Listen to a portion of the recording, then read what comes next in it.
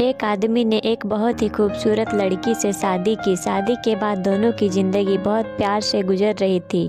वह उससे बहुत चाहता था और उसकी खूबसूरती की हमेशा तारीफ़ किया करता था।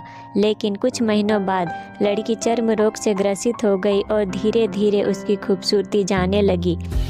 खुद को इस तरह देख उसके मन में डर समाने लगा कि यदि वह बदसूरत हो गई तो उसका पति उससे नफरत करने लगेगा और वह उसकी नफरत बर्दाश्त नहीं कर पाएगी। इस बीच एक दिन पति को किसी काम से शहर से बाहर जाना पड़ा।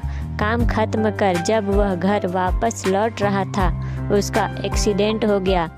एक्सीडेंट में उसने अपनी दोनों आंखें खो दी, लेकिन इसके बावजूद भी उन दोनों की ज़िंदगी सामान्य तरीके से आगे बढ़ती रही। समय गुजरता रहा और अपने चर्म रोग के कारण लड़की ने अपनी खूबसूरती पूरी तरह गंवा दी। वह बदसूरत हो गई, लेकिन अंधे पति को इस बारे में कुछ भी पता नहीं था, इसलिए इसका उनके खुशहाल विवाहित जीवन पर कोई प्रभाव नहीं पड़ा। वह उसे उसी तरह प्यार करता रहा।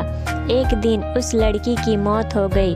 पति अब अकेला हो गया था। वह बहुत दुखी था। वह उस शहर को छोड़कर जाना चाहता था। उसने अंतिम संस्कार की सारी क्रियाविधि पूर्ण की और शहर छोड़कर जाने लगा। तभी एक आदमी ने पीछे से उसे पुकारा और पास आकर कहा, अब तुम बिना सहारे के अकेले कैसे चल पाओगे?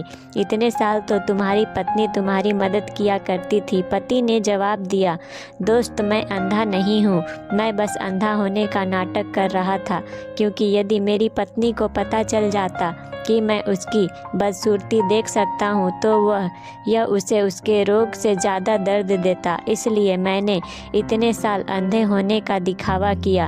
वह बहुत अच्छी पत्नी थी। मैं बस उसे खुश रखना चाहता था।